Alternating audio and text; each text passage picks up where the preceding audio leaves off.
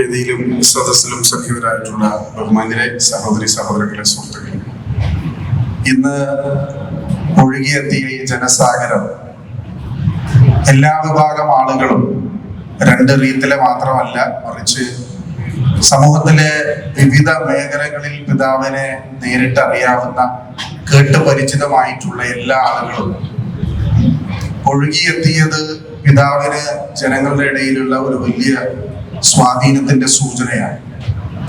നമുക്കറിയാം, കോട്ടപ്പുറം രൂപത എന്ന് പറയുന്നത് കർഷകരും മത്സ്യത്തൊഴിലാളികളും സാധാരണക്കാരുമായിട്ടുള്ള ആളുകൾ ജീവിക്കുന്ന ഒരു പ്രദേശമാണ്.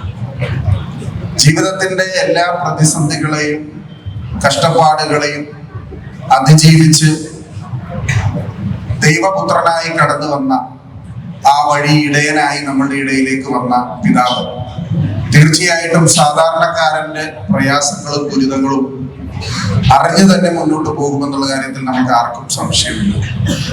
പിതാവ് വൈദികനായി പ്രവർത്തിച്ച മേഖല തന്നെ പരിശോധിച്ചാൽ നമുക്കറിയാം, എല്ലാ പ്രതിസന്ധി നിറഞ്ഞ കാലഘട്ടങ്ങളിലും, കോവിഡ് ആണെങ്കിലും പ്രളയമാണെങ്കിലും എല്ലാം, അതിനെയെല്ലാം പിതാവിന്റെ മനോധൈര്യം കൊണ്ട്, ക്രിയാത്മകത കൊണ്ട് അതിജീവിച്ച, ജനങ്ങളോടൊപ്പം നിലകൊണ്ട ഒരു വൈദിക ശ്രേഷ്ഠനായിരുന്നു. അതുകൊണ്ട് തന്നെ പിതാവിന് ഏറ്റെടുക്കുന്ന ഈ ഉത്തരവാദിത്വം അദ്ദേഹത്തിന്റെ ആത്മീയ ചൈതന്യം കൊണ്ടും, അദ്ദേഹത്തിന്റെ യുവത്വം കൊണ്ടും, അദ്ദേഹത്തിന്റെ ഇടപെട്ട മേഖലകളിലെ പരിചയ സമ്പന്നത കൊണ്ടും അദ്ദേഹത്തിന് അതിജീവിച്ചു മുന്നോട്ട് പോകാൻ സാധിക്കുമെന്നുള്ള പരിപൂർണമായ വിശ്വാസത്തോടു കൂടി ഞങ്ങളെ പോലുള്ള മുഴുവൻ ആളുകളുടെയും പരിപൂർണമായ പിന്തുണ അദ്ദേഹത്തിന് ഉണ്ടാകും, അദ്ദേഹത്തിന്റെ പ്രവർത്തനങ്ങളിൽ എന്ന് മാത്രം ഈ അവസരത്തിൽ പറഞ്ഞുകൊണ്ട് എല്ലാവിധ ആശംസകളും അഭിവാദ്യങ്ങളും നേർന്നുകൊള്ളുന്നു.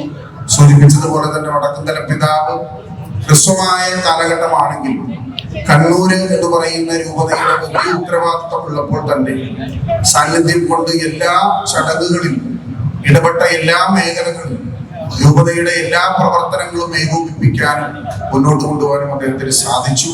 നമ്മുടെ നാട്ടുകാരനാണ്, ഒരു കുടുംബാംഗത്തെ പോലെ ഞങ്ങൾ എല്ലാവരെയും സ്നേഹിക്കുന്ന പിതാവിന് എല്ലാവിധ അഭിവാദ്യങ്ങളും കൂടി നടന്നുകൊണ്ട് നിർത്തുന്നു. നന്ദി, നമസ്കാരം, ജയ്.